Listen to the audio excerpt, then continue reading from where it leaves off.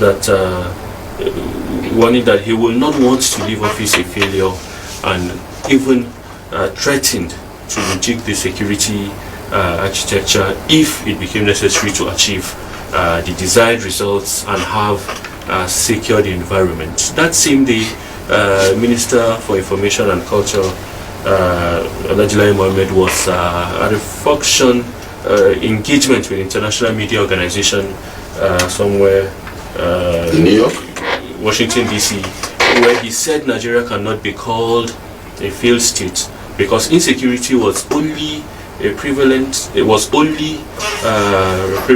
one corner of the country, and Nigeria will not go the way of Afghanistan, where a terrorist group had taken the reins of power.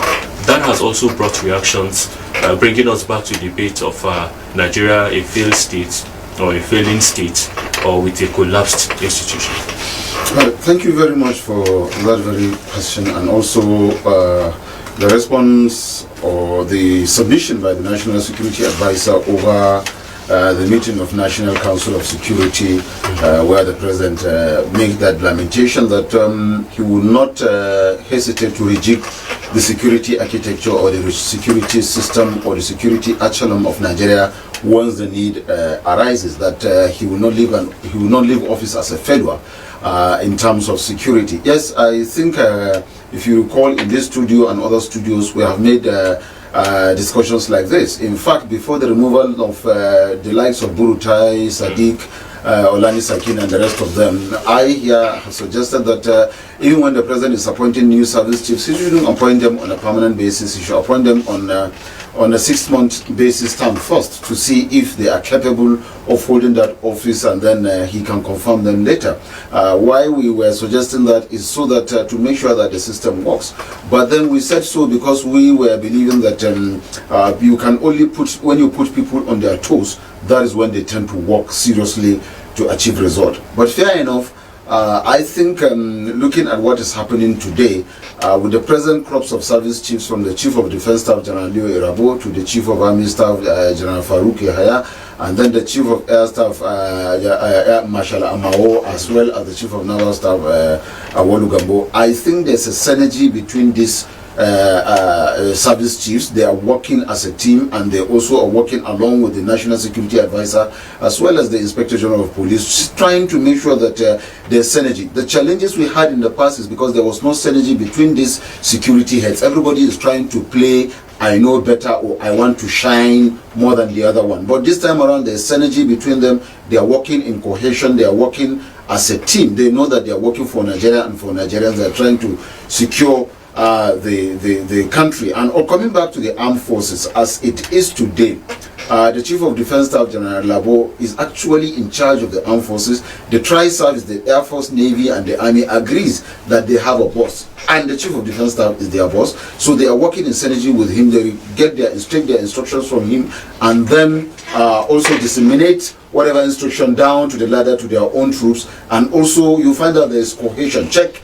Recently, there's the, what do you call them, the bandits, or rather the Boko Haram ISWAP members are now surrendering on their own, having seen the situation that it was not business as usual. This time around is business unusual, that they know that this present crops of service chiefs will follow them even to their den and bring them out. So before they get to that level, and they know that that means death for all of them, so before they get to that level, they are submitting themselves. Why? Because of the synergy among the security heads. They agree that they are working for Nigeria, not for themselves. They agree that Nigerians are watching and looking at them. They also know how much challenge the former service chiefs had in terms of long stay and non-performance, if you want to use that word.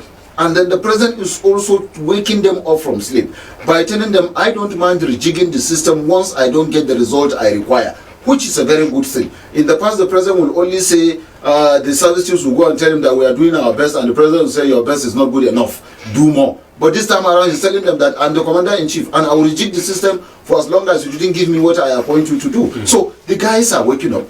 Just not too long ago, the Air Force received the Super Tucanos, and you can see how much the Air Force are making use of that Super Tucanos to bring down this bandit and what have you. Also, the ground troops of the army, you see how of course, General Farouk was from the theater command before he was appointed chief of army staff. So he knows the ground very well as well. And you see how, like I said, they are surrendering.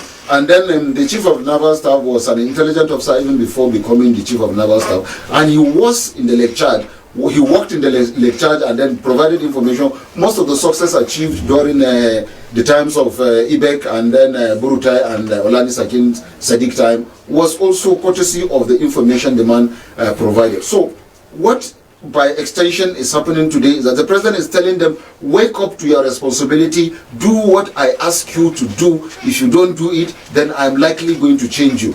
That is, like I said, a wake-up call. Is putting fear in them, telling them that there are others, you are not the only one, so I can as well, if you're not giving me what I want, change you to bring another one. But as at today, I think what they are doing is, by Nigerians, even if you want to be unfair to them, you can tell them they are doing 50% good. But if you want to be fair enough to them, you can say that they have gotten to the level of 70% in terms of security challenges. Most recently, you find out that most especially in the northeast, you find out that there's this mellow down of security problems, not the way it used to be in the past. Even the bandits. And you find out that even their activities has also gone down, and these members of the armed forces are doing everything they can to make sure that they succeed in that angle. So generally, if you look at their performance, and then if you also look at their synergy, I think they are doing well. The only thing I think they needed to do more was what the National Security Advisor started by going around the zones to discuss with people, find out their opinion about security challenges and get suggestions on how best they think that this problem can be solved. Okay. He started, but it was not continued. And then the Chief of Defense Staff went around discussing with retired army generals or armed forces generals to get their opinion. And then the Chief of Army Staff also had to do a program in Port Harcourt, bringing in the retired members of Nigerian Armed Forces, that is the other ranks, and then just recently in Jos. But that is, though it's a good step, but what they needed to do also, apart from engaging the generals and then the retired military personnel, they also need to do a general town hall meeting according to zones, if possible, according to state, to get the views of civil society, traditional institution, women group, and everything, to be able to bring things together to get a solution, because it's a Nigerian's problem, and Nigerians will always have